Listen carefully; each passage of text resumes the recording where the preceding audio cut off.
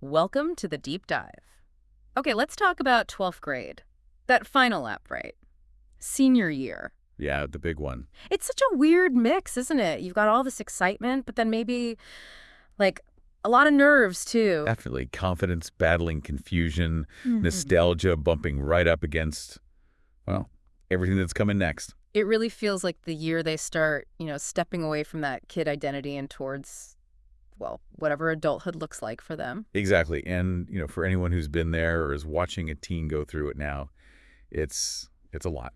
Thrilling, yes, but really complex. So that's our mission today, right? To kind of get under the hood of this whole 12th grade experience. Yeah, we want to unpack the key developmental stuff, the pressures, academic life pressures, and those big emotional themes that really define this year for 17, 18-year-olds. We've got some great source material to guide us. And for everyone listening, maybe you're a senior, maybe you're a parent, maybe you just find this stuff fascinating. Yeah. We're going to keep it clear, keep it engaging, no jargon. All right, we'll break it all down. We'll cover the cognitive changes, the emotional roller coaster, the actual demands they're facing. That's different from 11th grade, too. That's a big one. Huge difference. And yeah, the core themes, that whole practical versus emotional readiness thing, Which is so tricky. isn't it? And, potential red flags and really practical ways parents or caregivers can actually help. Okay, let's dive in. Developmentally, what's the big picture for a senior? Well, it's interesting. Cognitively, you see this real step up in thinking about long-term consequences, planning ahead. Okay, so more future-oriented. Yeah, but, and this is important when they're really stressed, that impulse control can still, wobble a bit. Yeah, right. So progress, but not perfect. Exactly. But their executive functions like planning, prioritizing, managing time, that stuff tends to get way more consistent. Yeah. Which they definitely need. Oh, for sure. I remember finally feeling like I could maybe stick to a plan by senior year, mostly. Uh-huh. But if things got chaotic, Yeah, plan out the window, fast. right. And they're also getting better at seeing multiple perspectives, handling ambiguity, like when there isn't just one right answer. That's huge for stepping into the real world, isn't it? Absolutely. And Yeah. they start wrestling with those big questions. Who am I? What's my legacy? Even just in high school, what does freedom really mean? That pull towards independence gets super strong. Yeah, that desire for freedom feels almost primal at that age. What about the emotional side? That always felt way more messy. It can be, yeah. Yeah. Generally, their emotional regulation is stronger. Mm-hmm. They can handle feelings better than, say, a ninth grader. Okay, so some improvement there. Definitely. But major transitions, like leaving home, ending high school, Yeah. that can trigger regressions. Regressions, like what? You might see flashes of earlier behavior, maybe being a bit more clingy than usual, or sudden self-doubt, or just getting irritated really easily.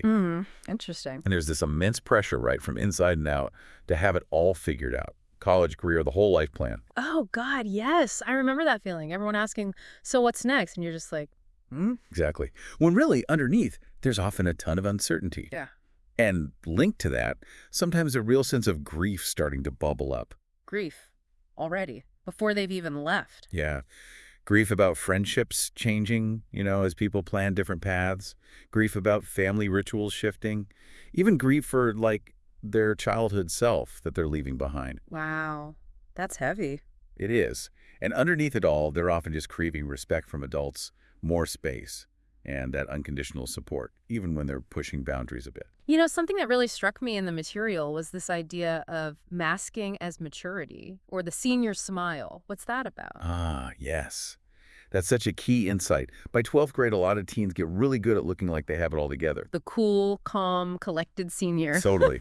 Cracking jokes, acting unfazed. But our sources point out that underneath that, there can be a lot of anxiety, fear of losing who they've been, unsure how to be real while still wanting approval. So it's like a performance almost. Sometimes, yeah. It can be a defense mechanism, like if they project confidence, maybe they'll start to feel it. Well, Or maybe it's just easier than showing vulnerability when everything feels so uncertain. They could be hiding some serious stress or even depression. wow. So that outward appearance really doesn't tell the whole story. Not at all. So for a parent seeing that senior smile, what can they actually do? It sounds tricky to navigate. It is. Creating what the sources call opt-out spaces is really helpful. Opt-out spaces. Yeah, like times or routines where there's zero pressure to perform emotionally. Hmm. Quiet dinners, car rides where silence is okay. Just low-pressure time together. Okay. Taking the pressure off. Exactly. And just saying things like, hey, I know you've got a lot on your shoulders. I'm here if you want to talk or just hang out. That offers support without demanding they spill everything. Like offering an anchor. Okay, let's shift gears a bit. What about the really concrete stuff, the academic and life demands? What's piling up? Oh, the list is long. Academically, it's finishing strong, right? Yeah. Keeping that GPA up, getting final credits, maybe AP exams. The final academic push. Yep. And then, bam, college and career stuff is usually in high gear. Applications, those killer essays. Ugh, the essays. Right. Getting recommendations, making decisions, college, gap year, job. Navigating financial aid, scholarships. It's a whole separate job. Seriously. It sounds exhausting just listing it. It is exhausting. Plus, just the time pressure, balancing school, activities, maybe a job, friends, family. Yeah. Finding 5 minutes to breathe. If you're lucky. Pretty much. Anyone with a senior right now is probably nodding along vigorously. I bet. And that's not even everything, is it? Nope. Then you've got the actual transition planning, like practical adulting skills. Driver's license, maybe? Learning about financial aid properly? Yeah. Or laundry, figuring out how to live away from home, all that practical prep. Okay. And layered underneath all of that is this huge mental load, worrying about failing, fear of peaking in high school. Wait, fear of peaking, is that a thing? Oh, absolutely. Like, was high school the best it's ever going to get? Plus, that grief, we talked about grieving routines, the security of home.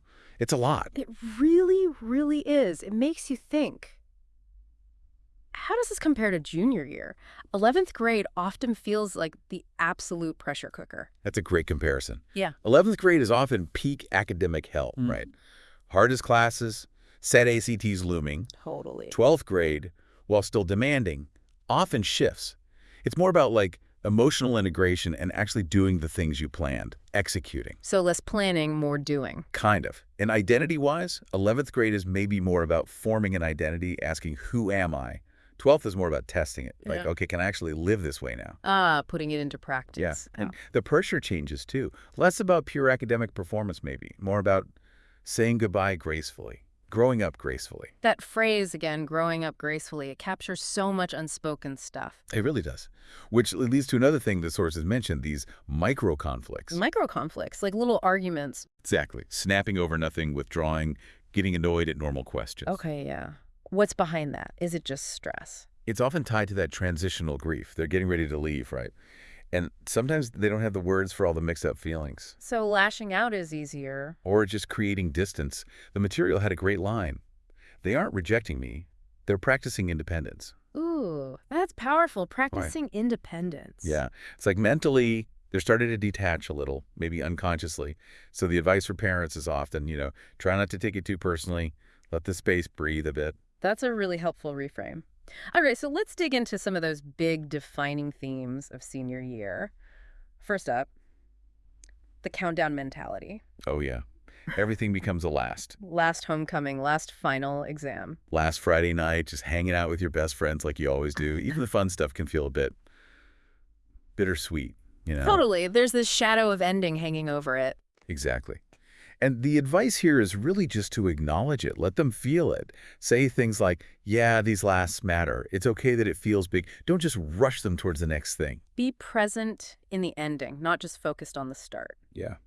Okay. Another theme, the illusion of having it all figured out. We touched on this, but the pressure seems immense. That's huge. Everyone expects you to have the answers, right? Where you're going, what you'll major in, your whole life plan. When you're 17, it's kind of absurd. It really is. The reality is most seniors are dealing with fear of the unknown, maybe imposter syndrome. Feeling like a fraud even when they're succeeding. Yeah. And just emotional exhaustion from it all. So normalizing the uncertainty is key. How do you do that? Just saying, hey, you don't have to have it all figured out. It's okay. Life is about choosing, learning, adjusting as you go. Taking that pressure off can be such a relief. That feels vital. Okay, next theme. Preparing for life outside the nest. This goes way beyond just grades, right? Oh, absolutely. This is about those core life skills.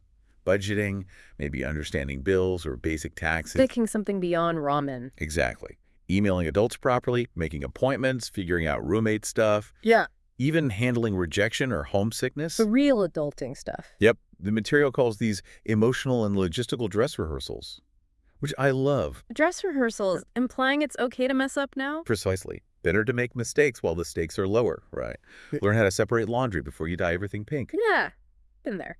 Okay, what about life path paralysis? That sounds stressful. It really can be. It's that intense pressure to follow the right path, usually meaning a 4-year college, picking a major right now. Even if you have no clue what you want to do. Exactly. Or feeling shame if maybe college isn't the plan right away or at all. There's this fear of being behind if you take a gap year or choose a different route, fear of judgment. So how can caregivers help unparalyze them? By actively making space for plan B or C or V, genuinely validating different options, focusing on transferable skills they're building, not just the traditional markers. That communication, problem solving, Yeah. that kind of thing. Yes, and saying something like, you don't need the whole map, just figure out your next step, that can be really freeing. Take the pressure off the grand plan. Okay. Now, this one's subtle. Unspoken social grief. Yeah, this often flies under the radar. As plans get made, friend groups inevitably start shifting. People are moving away, heading in different directions. So friendships might fade even without a big fight. Often, yeah. Just distance, different lives. And all those lasts together, last game, last dance, last pizza night, they carry weight, even amidst the fun. But they don't talk about it. Often not openly. Might feel awkward, like you're spoiling the party mood. Or maybe just embarrassed to be sad when everyone else seems excited. So there's this undercurrent of sadness. Right, a sense of ending. So acknowledging the complexity helps. Like, it's okay to be happy and sad right now. Both feelings are real. Validating the mixed emotions. Exactly. And maybe suggesting ways to capture memories, journaling, photos, memory boxes, making the ending meaningful. Tangible ways to process it. Okay, next big distinction. Practical readiness versus emotional readiness. What's the difference? This is crucial. A teen might look ready, got the driver's license, knows how to work the washing machine, maybe has a job. Checks all the practical boxes. Right. But emotionally, they might still really need reassurance. They might be struggling with loneliness, anxiety, decision fatigue. They might have a kind of romanticized view of adulthood. And not be ready for the boring or hard parts. Exactly. The material calls it boomerang emotions, super confident 1 minute, totally overwhelmed the next. Sounds familiar? And totally. Some days world domination, other days just finding clean socks felt impossible. Right. So the practical skills don't always equal emotional preparedness. So how do you bridge that gap? Proactive prep helps. Aw. Those adulting walkthroughs the source mentioned. Like actually doing stuff together. Yeah. Cook a meal together, look at a sample budget, maybe compare insurance basics if that's relevant. Role-play tricky conversations with roommates, professors. Practice makes prepared. Kind of. Rehearsing transitions like making their own appointments or setting boundaries builds confidence and lowers anxiety. Demystifying the practical stuff. Got it. One more concept. Future nostalgia. Mourning what hasn't happened yet. That sounds intriguing. It is, isn't it? It's this unique grief some teens feel anticipating the end of childhood. Mourning a childhood that felt too fast, maybe? Or mourning a high school experience they wish had been different. Or just mourning the way friendships or family dynamics are about to change. It's like grieving a future version of the past. Wow, that's deep. It is. And the point is, it's real. It's not just being dramatic. It's a valid form of early adulthood mourning. So how do we respond to that? Just acknowledge it, validate it. I get that it feels bittersweet closing this chapter, even while you're excited. I'm so proud of who you're becoming. That kind of empathy goes a long way. Acknowledging the complexity again. Okay, let's get practical. For parents supporting seniors, what are some key do's? Definitely do affirm their growth. Acknowledge how far they've come. Do offer tools, not control. Help them find resources, but let them drive. Okay. Do prepare them for emotional ups and downs. Normalize the roller coaster. And celebrate the person, not just the outcome. Yeah. Celebrate them, not just their college acceptance or job offer. Love that. And the don'ts. What should parents try to avoid? Don't dismiss senioritis. It might be burnout or grief in disguise. Don't hover over applications. Offer help, but let them own it. Right. Give them space. Yeah. Don't constantly compare it to your own high school experience. Their journey's different. And don't tie their worth to the next step. They are valuable now, regardless of future plans. Those are such good reminders. Yeah. Okay, what about red flags? When does normal senior stress become something more worrying? Good question. Things like suddenly withdrawing completely from future talk college, jobs, anything that can mean overwhelm or deep fear. A really pervasive I don't care attitude might mask burnout. Actively avoiding senior events or celebrations could signal fear, anxiety, or depression. What else? Clinging really tightly to old routines, maybe more than usual, could be about grief or fear of abandonment. And definitely saying things like everything is pointless or big changes in sleep, appetite, mood thieving. Those warrant a serious check-in, maybe professional help. So stay close, keep observing, keep talking. Absolutely. Connection is key. Looking ahead then, what concrete things can parents introduce this year to help prepare them? Well, some basic adulting 101 is great. Simple finance stuff, bank accounts, credit basics, maybe budgeting for groceries. Practical skills? Yeah, and mental health literacy, making sure they know about resources therapy, counseling, and talking openly about coping skills, sleep, maybe mindfulness. Normalizing mental health care. Crucial. Also boundary practice, helping them learn to say no, ask for help, navigate conflict respectfully. Super important for roommates or partners later on. Yeah, definitely. And finally, creating some celebration rituals. Meaningful ways to mark this big transition. Create positive closure. Make the ending special. Okay, the source material also had these reflective prompts for caregivers. Why include those? Because this is a huge transition for the parents, too. These prompts help caregivers think about their own feelings, their changing role. Like what kind of questions? Things like, what routines will I miss most? Or what support would I have wanted when I was graduating? Puts them in their teens' shoes. And prompts them to think about their parenting style. Yeah, like, am I still managing or am I fostering independence? And how do we want our relationship to evolve? It encourages self-reflection on their own graduation, really. It really is a graduation for parents, too. Absolutely. They're shifting roles, right? From manager to mentor, protector to witness, coach to anchor. That's a big shift. It is. And it can bring up a lot, maybe based on their own experiences, how much their identity is tied to parenting. It's important for caregivers to have self-compassion, maybe find their own rituals for this transition. Honor their own journey. That makes sense. Okay, lastly, the material offered some extra things to say that stick. What are some examples? These are those simple, powerful messages like, you've handled hard things before, you can handle this. Or, you're not alone and you can always come home. Reassuring foundations. Exactly. Or, I'm proud of who you are, not just what you do. And whatever path you choose, my love and support go with you. Messages that really land, you know? Yeah, those feel like they'd stick. Yeah. So wrapping up this whole deep dive, what's the main takeaway, the core message? I think it's recognizing that graduation is this huge transformation for the teen and the caregiver.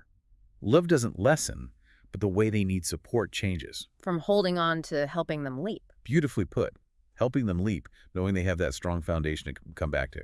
That's a great image. And that final thought from the source material really ties it all together, doesn't it? It really does. 12th grade isn't the end, it's the edge of something new.